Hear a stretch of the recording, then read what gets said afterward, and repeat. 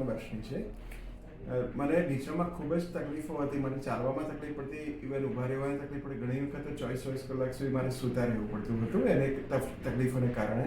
પછી ડૉક્ટર બિમલ મોદી સાહેબને મળ્યો અને એમણે મને અમુક ફિઝિયોથેરાપી અને અમુક દવાઓ લખી આપી.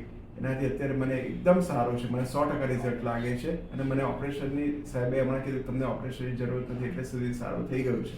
હું ખાસ ડૉક્ટર બિમલ મોદીની ટીમ અને બિમલ મોદીનો ખૂબ ખૂબ આભારી છું કે જેનાથી મને આ સોલ્યુશન કરી આપ્યું.